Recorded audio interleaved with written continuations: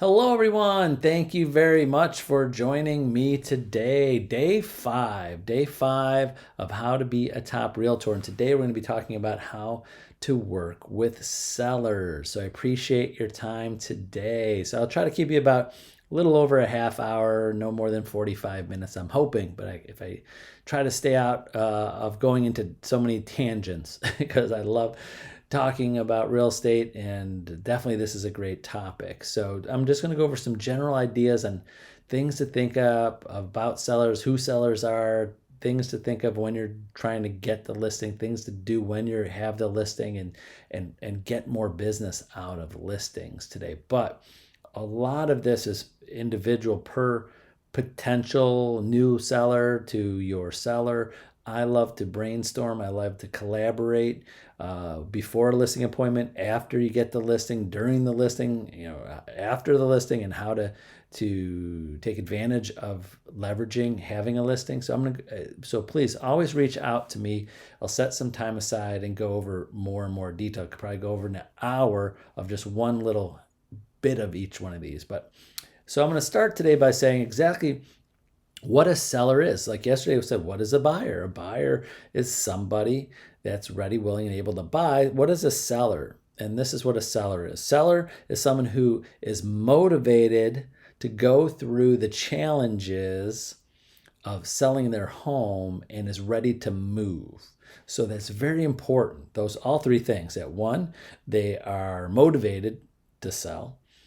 Two, that they understand that there's going to be some challenges and they have to go through all of these processes, and that they're ready to move. The reason why I have those three there, because being in this business for 30 years and selling tens and tens of thousands of homes and trillions of dollars in real estate, we've gotten sellers and listings, and then all of a sudden they don't want to go through the challenges and the steps they need to sell their house, and they don't. Then even worse, we get them to closing and then they don't want to move. so so I'm going to go over a few things that you could say and to make sure that they have all of three of these. I mean, it sounds silly sometimes to think about, like, wow, they're looking to move. I got a house to sell, but they should be ready to go through the challenges and the steps, and they should be thinking about where they're moving to and go through the process of getting ready to move. You would think that happens 100% of the time. It doesn't. So remember those three things when talking to your sellers. Now, there's some downsides and upsides of working with sellers. The downsides first. I'll go over a few things. There are downsides for some agents that just don't like working with sellers sometimes. There's a lot of pressure to work with sellers because you have to perform and get their home sold. You have a pressure to make sure you find a buyer and sell their house. Whereas on the buyer side of things, some agents feel less pressure because the market is the pressure, the what houses are on the market. So as a buyer's agent, sometimes you feel less pressure, but as seller's agent, you have to sell their house 100%. That's your job, and there's no excuses why you can't. That's one downside. The other side is pricing. Sometimes there's a tug of war about pricing. Is it too high, too low? In certain markets, when it's a buyer's market, and getting the sellers to continue to price adjust to what other houses are for sale. And in this market, making sure I still get in conversations with sellers, even though we have a market that's a seller's market that houses are selling way over asking. There's still sellers that want even more, and explain to them that that's too high. So there's always that pricing discussion. Sometimes throughout the process, it's very emotionally stressful for the sellers, and depending upon how the transaction is going, either during the listing or after a sale or after a contract signed and the rest of the process, there's sometimes a lot of emotional and relationship friction, so to say, between you and the seller because they're stressed out about the situation. It might not be going as smoothly. They're stressed out moving. So sometimes there's some friction in there to that. Also, the financial part of it. What I mean by that, not just the sell, but you as a listing agent that might feel some pressure and a downside to actually having to sell yourself and your abilities and charge them a commission. Some agents are very, very nervous about taking on listings because they have to actually explain to them all the things they're going to do, and they're charging them. The seller's paying for it. On the buyer side, usually there's a little less pressure because agents feel like, they're not paying me. I'm doing this for free, so to say. The pressure is not as great. Also, the last I will say, there's many things, but these are the top things that I've written down. The emotional attachment to the house and giving up their home or where their family was, or their kids grew up, or where they was a starter home and they've lived there 30 years. There's an emotional attachment people have to their home sometimes. It's like, you got to be very careful of how you handle it because it's something very important to them. So again, there's that emotional attachment. When they're buying houses, they don't have that emotional attachment yet. They're thinking about the future emotional attachments they're going to have, but they don't have it yet. So there's the pressure there. But also there's a plus side and the positive side of working with sellers. And I'm going to dive a little bit deeper into these things. Is one, you could leverage the listing to get more business. That's the number one thing listings can do for you, is to be able to leverage it and get more business. So that's why, when I got into real estate 30 years ago, I remember taking my first real estate training class, and the first thing they said, list or die. You're not going to make it in this business as a full-time career, make a decent living at it unless you list properties. And there's a lot of truth to that. But the reason being, there's a reason why. The reasons why are you can leverage your listings, leverage them to get more business. And here's some ideas.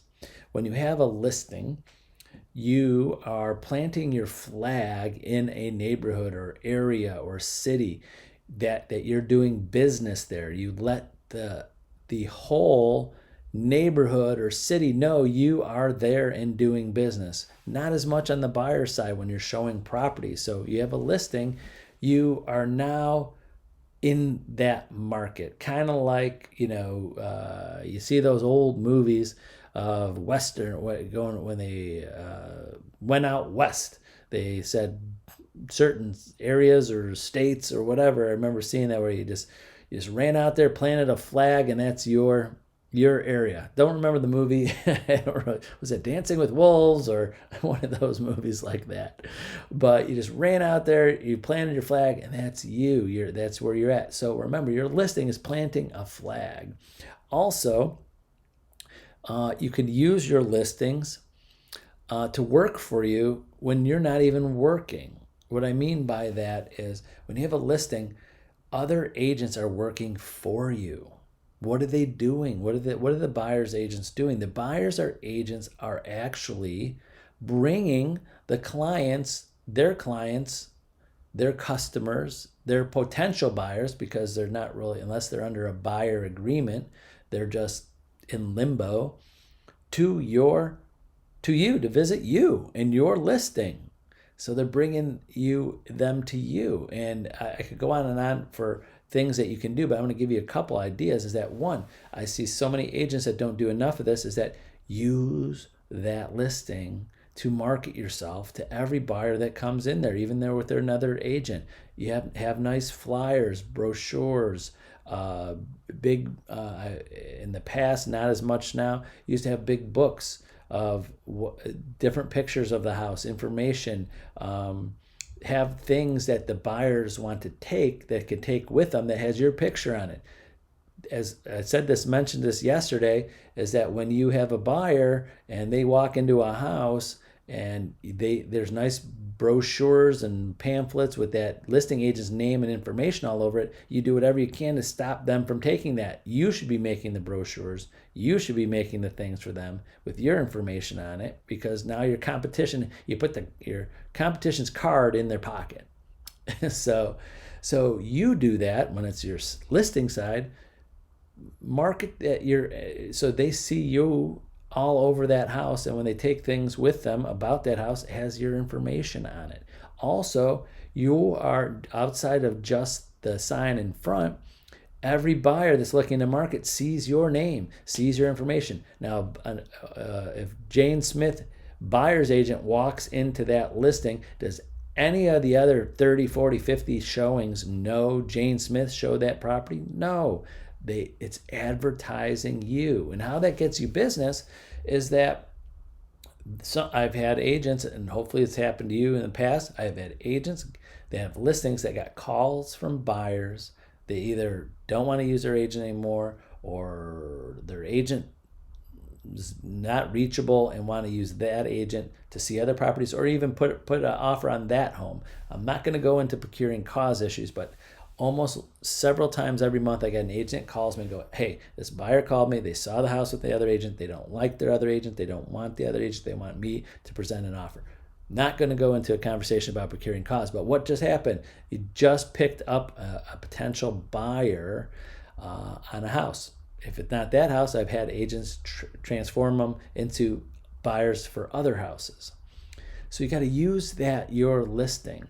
Also, door knocking, just listed postcards, neighborhood events, open houses, inviting people to open houses. There's so many things you could do to leverage that listing to get yourself out there, to get more buyers, to get more business. So I could go on and on and on about that, but please reach out to me, and we'll go over step by step of all the things you can do when you get a new listing to leverage it and get more business.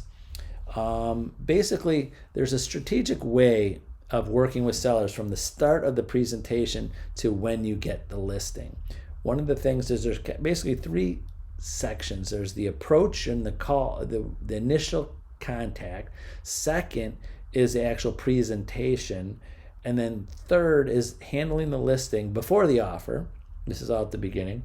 And the expectations of communication and things like that. So make sure here's the three areas of like the initial call, initial conversation, is to pay attention to the details. Pay attention to what their motives are, making sure, and ask the questions. And I have some questions that you could ask in a minute.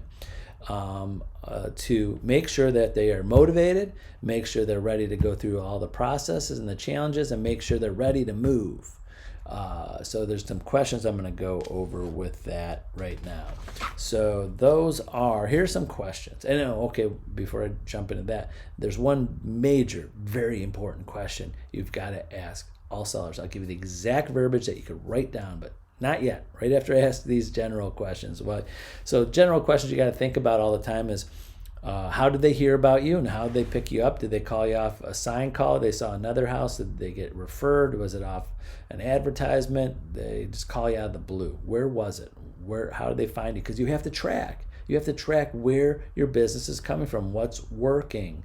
Where are you putting out your effort to find more listings, and what's working? So every new listing you should have in your database exactly where you got it from, so you could keep track, like this is a good source. And then, or you could save money and time if after a year, 2 years, or whatever you put aside, and say I'm doing this, or I'm paying for this, and no listings are coming from it.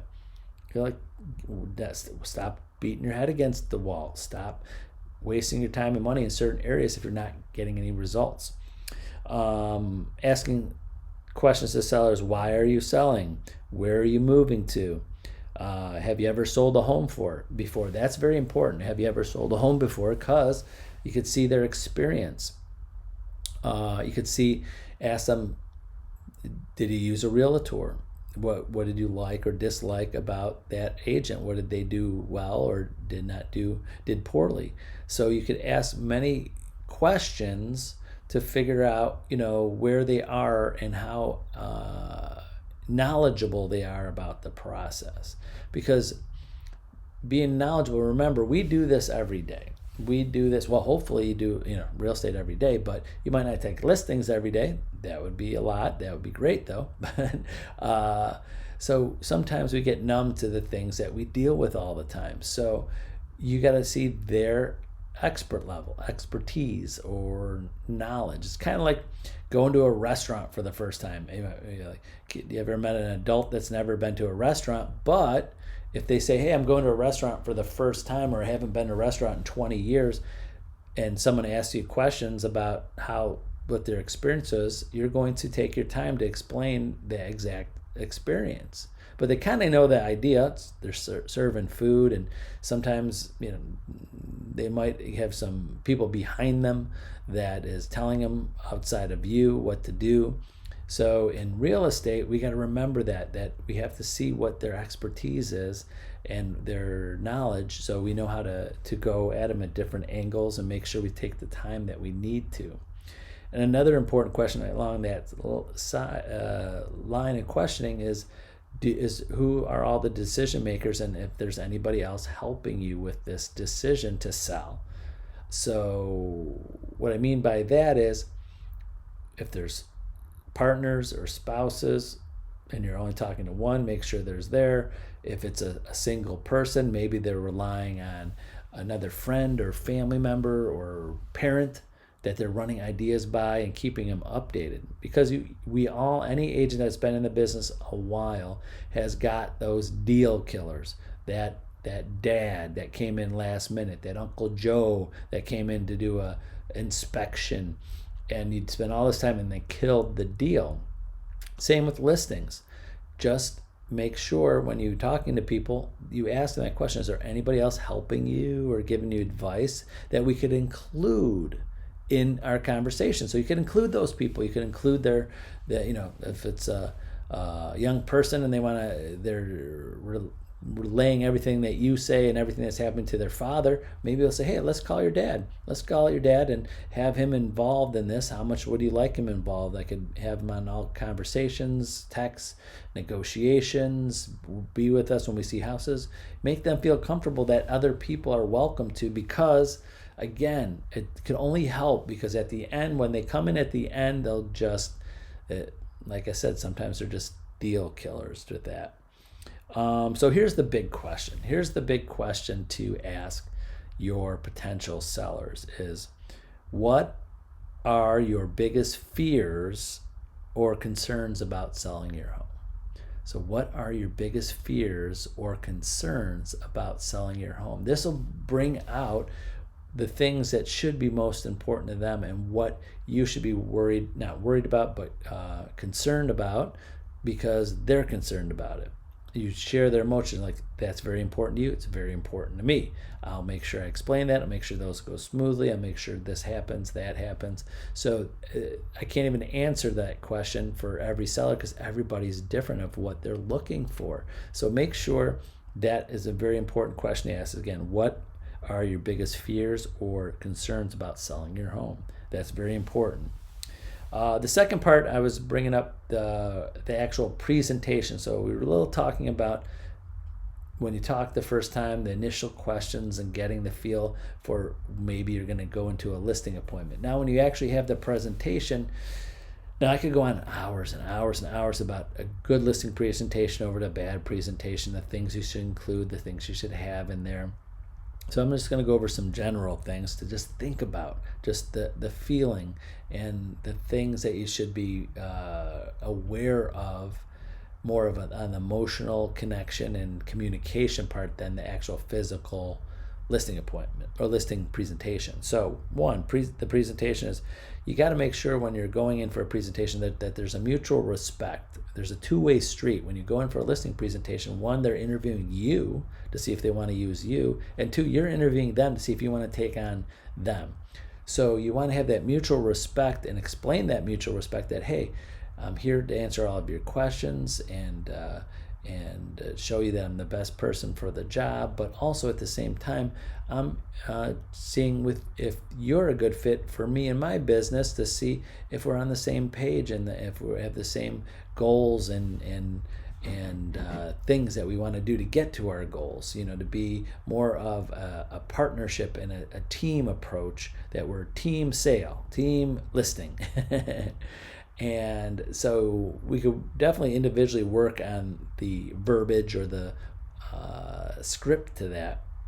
But the point is, you got to explain this is a two-way street. You got to perceive that you're interviewing them and that you don't take every house that someone wants to sell, because you might not want to work with everybody, and not every house is something that you want to take on. So again, you do that lightly, but give them the feeling that they're special, that we're looking have a special relationship. The other part of the presentation is the actual presentation itself. So again, that we could go on and on for hours about the actual marketing presentation, the listing presentation. Now, the listing presentation and marketing presentation, kind of one and the same, are different than the price, the comparable CMAs, the comparable market, the CMA, the comparable marketing. So why am I doing a brain? My brain is skipping here about the CMA. But anyways, the whole point I'm making at is that your CMA is separate from your marketing. You're separate from your marketing. So your marketing is your presentation about all the things you're going to do for them. And the CMA part is compared to what's happening in the market and what the pricing of their house could be. Some agents feel that their marketing presentation is all they need, and they don't go into the pricing or the CMA part of it until after they get the listing. I know this is a very weird way of thinking sometimes, because everybody feels that when they go for a listing appointment, the sellers want to know, what do you think my house will sell for? So here's some tips with that. So your job, your goal, when you're doing your marketing part of it, all the things that you're going to go over and above and help them sell their house and find the best buyers, and all the marketing you do, the door knocking, the open houses, the just listed to just sold cards, the extra advertising and calling other people, other agents, all the things that separate you from the competition. Your goal is to, when they finish hearing that and seeing that they just want to deal with you. We don't even think about the price of the house. The reason being is the price of the house, you don't get to decide what the price of the house is. The market decides what the house will sell for. So you don't get to decide. You're just giving your opinion of where you think the market is right now, of where compared to the other sales that have sold in the area. So you could explain that to your sellers. Some agents just don't have the guts to do that during at least some presentations, to walk out the door without telling them what they think the price is. But also, this is something to think about, is to use a range. My opinion is use a range. Don't give them if you think their house is going to sell for $279,900, don't tell them your house is worth $279,900. My opinion. You give them the range. Say, hey, this is the lowest sale in the area, $229,000, and the highest sale in the area for this size house, bathrooms, all of that's $299,000. Even though that $299,000 one was more updated, younger house, whatever. But you give them that range. The reason being is, so many times I've seen agents lose listings because all that seller was doing is interviewing clients or agents, and they were just like, to them, they're just talking. They're not paying attention. They just want to get to the end, and what do you think my house is worth? And they pick the agent that tells them the highest amount. So I say to our agents, within reason, I mean, if it's totally, you don't want to go, if the top end of the best house in the neighborhood, and this is not the best house in the neighborhood, sold for $299,000, you can't go $350,000, but you could give them that range. Hey, in this market, colonials, 4 bedrooms, 2.5 baths, 2-car garage, this size lot, all going $259, $299. And during the presentation, you can explain to your sellers is that, listen, once we have an agreement, we get into the listing agreement, we're going to sit down here and pinpoint where we both feel comfortable where our starting list price should be at the market that day, because it could be another sale tomorrow for higher or lower. Should be 3 other sales this week, depending upon when you decide to put your house on the market. We'll see what the market is showing that time, and a week can mean totally different. So I don't want agents to lose out listings just because they think it sold for $279 and they want to list it for $270. It's kind of like trying to be perfect. Like, hey, I listed your house for $279 and it was sold for $279. I'm the best realtor in the world because I picked the exact price someone's going to pay for it. That's not always the case. Try to be perfect with that. Just give a range there. That's my opinion on that. And then there's a ways to, I like to call it a blueprint of your presentation and what you need to do. Oh, let me go back to my notes here. There are 3 things that a seller has on their mind the whole time you are going through your presentation. So 3 things. You got to remember these 3 things. 1, they're thinking, can I trust you? So you're going to have to, through your presentation, try to figure out the things that you're saying, the things that you're showing, and pointing out that you are trustworthy, and testimonials, reminding them other business that you've done in the area, your office, your company, all the business and years of business, people, the trust there. Number 2 that they're thinking, number 1 is trust. Number 2 is, what are you going to do that others don't do? So during your presentation, you've got to highlight, the normal things everybody does. Like someone says, well, I put it on the multiple listing service. I put a sign in your yard. I'm going to have an open house. These are things that everybody can do and probably will do. What are the things that you're going to do above and beyond to blow your competition out of the water? So if they're interviewing other agents, other companies, like, wow, they didn't say that. They didn't say that. So you got to see, what are you going to do for outside? What are you going to do that others don't do? And what will you specifically do to sell my house? What do you personally do to sell your house? So what do you do that others don't? And what will you do personally to sell my house? Like example, are you going to make those, go that extra mile and make the calls to other agents that have sold properties? Example, I'll just give you a couple. Is that 1? House sells. Some agents, again, not too much in this market with the houses selling, but when I have an agent that calls me and said, this house isn't selling, what should I do? I go call all of the other listing agents that have had sales in the last 6 months or a year in their area. Well, what should I ask them? I ask them, hey, I have this listing. Do you have any potential buyers that might have come in through your open houses or through your calls that were looking in the area? And, you never know. There might be someone who goes, oh yeah, that one guy, because as soon as they sell their listing, they feel like they're out of the market. They just leave. They don't even think about all those leads that they have. So call all those listing agents that had listings that sold. Also on the MLS, when you see the sold listings, you can see what buyers agents bought those houses. Reach out to those agents. Hey, I saw you sold a house, 2 streets over 3 months ago, same size, same neighborhood. Just didn't know if you ran across any other buyers, or maybe your buyers have some friends or relatives that want to buy this listing. You give them ideas.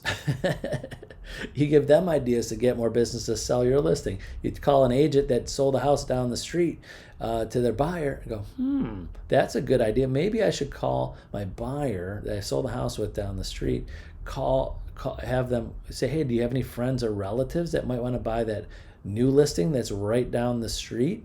And then next, picking up a buyer. You're giving them marketing ideas to help find buyers to sell your listing. Again, there's so many things that you can be doing differently than what other people aren't doing. I could go on and on for an hour just about that. So basically, the blueprint of getting a home sold is one, the most important thing when you take the listing is obviously that marketing analysis, that CMA, and explain to sellers where you think their price should be. Again, that's most important, but towards the end of your presentation, like I said. But it's very important to getting a home sold. If you price it too high or price it too low and it goes too fast, again, in this market's a little hard, but there's markets out there that are going to happen in the near future where it's a buyer's market, and if you price a house too low and that buyer takes it at asking price, there's not another buyer to help push it up. Yes, it's going to be a market like that again. So you got to make sure you're aware of that. Always have a enhancement checklist of things that the seller should be doing to make their house in better condition, or the best condition to show the public in its best light. Now these are very important and where the emotion could come in. So I'm going to tell you something, decluttering the house, fixing some things that might be broke, maybe replacing some things that are easy to replace, but you have to remember the emotion to it. Like an example, I don't know, let's go right example. Someone has on a door frame, big, marks or scratches or whatever from their kids growing up, and it's just right there on the door. Of course, we as agents, to make that property look more marketable, so to say, or in better light to any new buyers, we would love to paint that over because whatever it is, but that is an emotional attachment to them. You might have some paint in a room, just as simple as paint in a room, but it's a terrible color or bad paint job, but to them they never changed it because their son or daughter wanted to paint their own room when they were 12 years old and painted it dark purple or pink or black or whatever. They never changed it because when they go in there, it always reminds them of that time in their lives. So you never know, so you always got to be aware, and a lot of agents don't even know this, but in the buyer's market, when there's several houses to sell and less buyers, some of the things we tell our sellers is to take down all of their personal pictures. And some people have personal pictures of family and friends on every table, on every wall, and they don't even know if they took down all their family photos, what would they put on the walls? But one of the things that we would tell sellers is that, listen, when a new buyer comes in here and he's comparing your house to all these other houses that they're seeing, and we got to make your house stand out before them, it's hard for buyers to understand or envision themselves in a house when every wall and every table they look at, there's people that they don't recognize looking at you, and they go, this is this family's home. They're trying to picture themselves there. So that's one, and having that conversation with it. So a checklist of things people should do is something that you should have for your sellers. You should also have a comprehensive marketing plan of everything you're going to do, from the time you put the sign up to the time you put in the MLS, to open houses, to do door knocking, to making phone calls, to sending out just listed cards, to just sold cards when it sells. All the things that you're going to do to market the home. Another thing to make sure in the blueprint of having a great listing and getting it sold is to have clear communication with your sellers throughout the whole process of that. So have a clear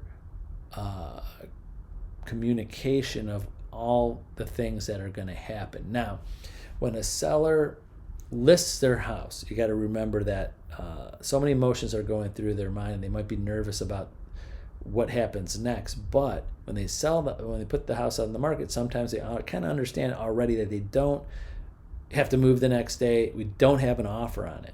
But now when an offer comes, you got to be ready for it. Sometimes the emotions just kick in when that happens. Like, oh my gosh, I'm about to sign this document. Now what happens? Because remember, they don't do it every day. They might not, this might be the first house they sold. That might be did it 20 years ago. They don't understand the timeline. You might explain that in the beginning with the listing presentation. You might have that in your presentation. You might give them a piece of paper, but you might want to sit down with them visually with a calendar. It could be just a little calendar. It could be, you have it pre-printed and send it to them and describe it over the phone if you want. But a calendar explaining, like, listen, don't worry. So soon, this is the date we're signing the contract. This is the date they're going to have the inspection. This is the date that we're going to know 100% they're satisfied with the inspection and signing off on it. This is the date we need to wait for them to get loan approval. So many times I've had sellers and agents not explain that enough to sellers, and they get frustrated because they don't know what's coming next. Remember, they're thinking about it every day, all day long, because this is the most important thing happening to them. And you got to make sure you're communicating with them and staying with them throughout the whole process, or as much as they want you to be. Again, that's where it comes back to the expectations. What do they expect you to do? How often they expect to talk? So, and update each other. Because at the end of the transaction, when it's sold, this is where, do you get the 5-star review? Do you get the referrals? Are you talking to their friends and family? Are they satisfied with your service? Just because you sold their house doesn't mean that you did a good job. Some agents think, I sold your house. And in this market, sometimes I sold your house over asking price. That's it. Well, did you do a good job of communicating with them and making them feel special throughout that whole process? Every day, every other day, how often are you going to talk with them about it? And to our Century 21 Home Star agents, we've got a great program or technology to help you called Tracker. It just came out last year, so please check out Tracker. What this is I don't think anybody else has it as far as I know, but so we're one of the few companies that have it. So what Tracker is, kind of like, you ever get something that's delivered through FedEx or whatever, like you buy something online, even Amazon. When you go on Amazon, it's like it's going to be delivered between 10 and 12 today, and it's on your street or wherever. But I know there's certain apps and through FedEx and things that I buy something and I get a notification, ding, notification, order's been placed. Get another notification, ding, they packaged up whatever I bought, and then ding, they put the package on, it's in their delivery room, ding, it's on it's now being shipped to the FedEx location near them, and then ding, they put it on a plane to take to Detroit, and then ding, they picked it up in Detroit, and now they're driving it to Cleveland. Have you ever had that? So the point I'm making at is, for some reason, when I buy things and I have stuff like that, I like to look at it every day. I don't know why. I was like, I know it's coming next week, but I just want to know where my stuff is. So with Tracker, this is kind of like that for that. Traditionally we're calling them, texting them, emailing them, telling them what's next and what's happening next. But Tracker is a software you could connect with your buyers and sellers and let them know every process. You can write notes in there. It timelines, tells you when things have been done and when the next step is going to be for them, and where the buyer is in the process, like buyer's loan approved, buyer signed off on their inspection. And there's a little app that they could go onto on their phone and keep track of this stuff. So that's where we could use technology to help communicate with people. It doesn't eliminate the phone and conversations, but it's something cool to Tracker, to have your clients track. And then where that helps leverage you and get more business is that they're telling their friends and family, because if it's someone that's bought or sold a house many times before or just once, they never had this. This is something brand new. They've never had this cool technology. Now, of course, the buyers and sellers that don't want to use this and you don't think they're technology, but you have to introduce it to them. Do you think you would like this? I'll be happy to use it if you like it. And for a techie person or any people that like that kind of thing, I'd use it. I would want to see. I don't want to call my agent every day, but throughout the day, I might say, oh, let me see and get notifications. Oh, good. Look, the buyer got loan approval. Oh, look, they signed off on their inspection. Oh, look, title has been ordered. I like to see all the process and the communication of that. So please check out Tracker on 21 Online, because I think it's something that you'd like to use. So on that. And last I'll say today is just make kind of an overview of listings and why listings, it's kind of a list or die. So I know I just briefly went over everything. I know it's been about 40 minutes already, but I could go on and on. But where the listings are, why it's list or die is because, again, back when I started, is one, you're perceived by the let's say the community, the consumers, as more of a professional, so to say, when you're listing properties. It just is that, like, because that agent had to convince, if it's you, convince that seller to pay a commission, and that seller trusts you, and they see your sign, they see your name out there, because it's marketing, just because the perception is reality, they see it. Agents that work buyers all the time, that's great. You know who knows them? Just that buyer. That's it. No one else knows who that buyer's agent is in the community. There's, you're not planting a flag. But wait, I have an idea for that. I know I'm going off tangent here in the buyer side of things. Is that when you have a buyer, how do you plant that flag in a community when they buy a house? You can, and if several agents that do this, is that after the house sells, you can have your buyer give you written authorization to put your sold sign on their yard. So, listing agents hate that when they see that.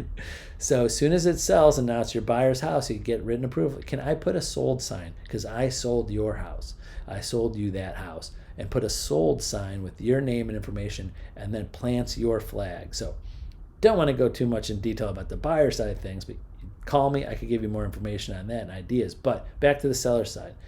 You have such an opportunity to market yourself in that community to the people, to the buyers that come in.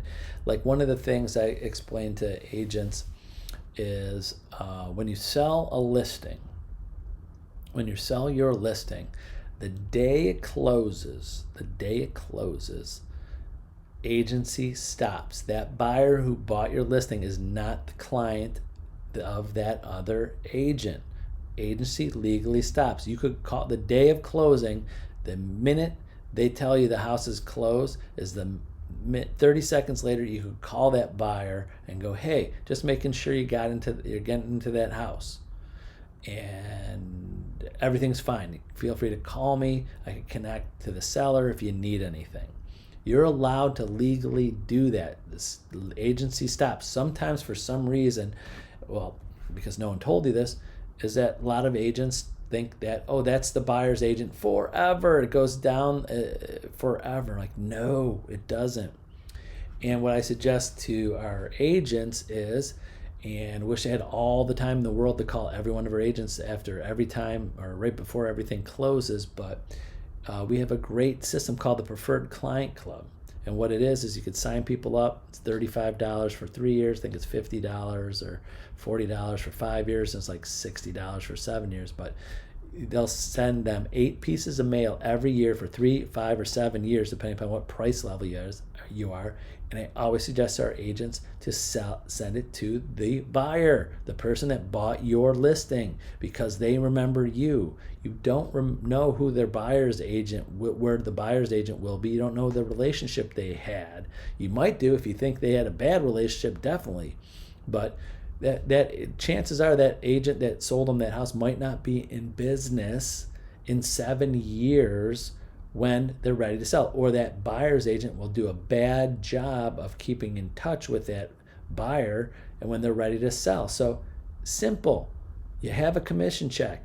Spend the $50 or $60 out of the commission check, sign them up for that buyer for the Preferred Client Club at your listing address that you had, and sends them information about you for the next 7 years. Automatic, push, click, pay, done. And that is just one of many ways to leverage your listings, because now every listing you have, you might sell it again. Also, some buyers think of listing agents as listing agents, not buyer's agents. So when they see you, when they're ready to sell, maybe their agent was their goofy brother-in-law that they would trust. They were fine using him to run them around all over God's green earth to buy a house, but they don't trust that brother-in-law to sell their house when they want to put it on the market, and they remember you as a listing agent being that person. And again, with the community, if one person in the market, your next door neighbor trusts you, why wouldn't other people in the neighborhood trust you? Now they might know an agent that's friend or relative or someone else, but they might be on the other side of town. They might not be in, but they see your sign. It's like your office is right next door. That's what it is. When you have a listing on a street, it's kind of like you have an office now on that street, and it gives you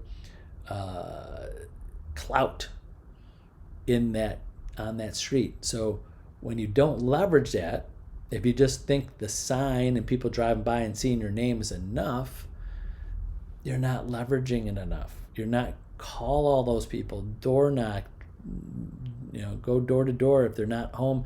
You put something on their door hangers. Obviously, check with the city and the area for solicitation laws and permits or anything like that.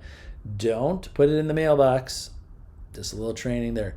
You're not allowed to put flyers or things in mailboxes. Mailboxes, the inside of a mailbox is the property of the post office of the United States government. You can't put stuff in there unless it goes through the post office. Did you know that?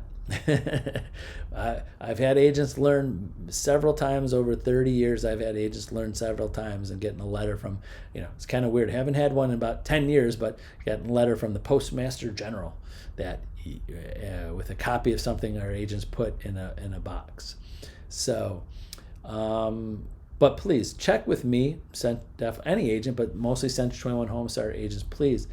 I could go more in detail about all of this. I just want to give you a brief overview of some things to think about, some emotions, some how to connect with sellers, communication, ideas to leverage your listings, ideas on how to keep in touch with your sellers during the process with Tracker, different things like that. But I could go more in detail when it's one-on-one and you have questions, and then shoot through those questions and brainstorm. So feel free, anybody, reach out to me. I know my schedule is very busy, and I'll definitely put you on my calendar and follow up with you anytime. So call, text, email me anytime. I'm happy to set the time aside and help you get more listings, leverage your listings, communicate with your sellers, and beyond. So that's it. Have a great Friday, a great weekend, and we'll see you on Monday. Bye-bye.